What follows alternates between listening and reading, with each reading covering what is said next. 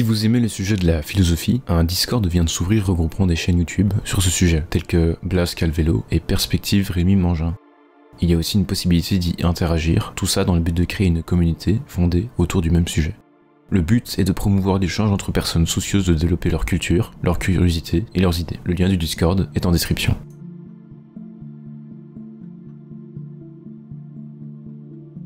La philosophie de l'art se propose de construire le sens de la vie autour de la création artistique, mais il convient de d'abord poser les bases de la perspective de cette pensée. L'idée principale de cette philosophie, qui constitue le pilier de sa construction, est que l'homme est la source à laquelle prend racine l'univers. C'est donc l'humain qui établit l'univers grâce au langage et aux idées, car la vie elle-même n'a pas de sens donné intrinsèquement.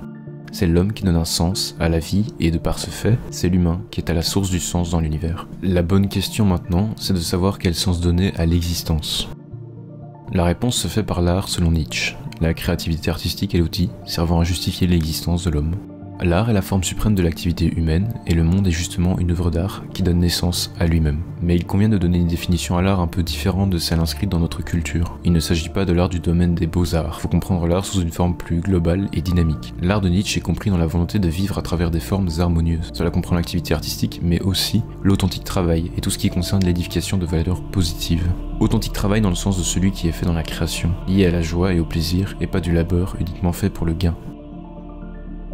Le mythe grec est alors utilisé par Nietzsche pour théoriser l'art qui est constitué en une dualité, l'apollinien et le dionysiaque. Apollon, fils préféré de Zeus, protecteur des arts et patron des muses, est vénéré par tous les artistes. C'est lui qui crée l'ordre, la mesure et l'harmonie des arts comme de la vie.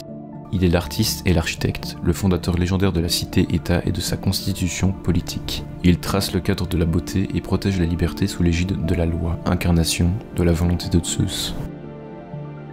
Dionysos, au contraire, trouble l'ordre de l'existence humaine. Ces fêtes libèrent l'homme par l'ivresse afin de lui permettre d'oublier la mort. Dionysos symbolise la fécondité, la volonté perpétuelle de procréation. Il représente le hasard et le chaos dans lequel la vie puise sa source. En se limitant mutuellement, la force apollinienne et dionysiaque génère une puissante énergie créatrice. La prépondérance de l'une des deux forces entraîne des effets néfastes. La surreprésentation de l'ordre apollinien amène au scientisme et au matérialisme, par exemple.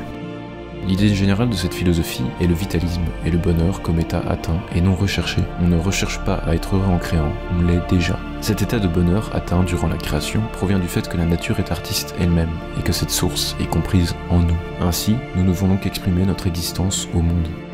Le taux de notre envie à exprimer notre existence n'est pas égal chez tout le monde et se fait appeler par Nietzsche volonté de puissance. C'est via la création que cela s'accomplit. C'est dans cette logique qu'il faut viser à faire de sa vie tout entière une œuvre d'art. Grâce à sa vie devenue œuvre d'art, l'homme n'est plus artiste, il est œuvre d'art lui-même. C'est ainsi que l'on devient sa propre mesure. Cela permet ainsi de savoir rester dans la plénitude tout en acceptant la tragédie de la vie. Pour accomplir cette envie de création, il faut de la productivité. En avoir n'est pas toujours facile, et c'est pour cela qu'il faut comprendre la construction de la motivation. La motivation réside tout simplement dans la capacité à garder une pensée active sur une longue durée. La capacité à garder une pensée précise en tête et à ne pas la perdre par la distraction d'une autre idée détermine la productivité d'une personne. C'est une forme de méditation qui s'appelle l'auto-hypnose et qui permet d'atteindre un état de concentration totale sur une seule activité. C'est cet état qui semble être distingué dans la citation du philosophe. Dans cet état, tout ce que voit l'artiste est surchargé de force, de sorte que ces objets deviennent miroirs de son pouvoir, de sorte qu'ils soient des reflets de sa perfection. Cette transformation en perfection est l'art.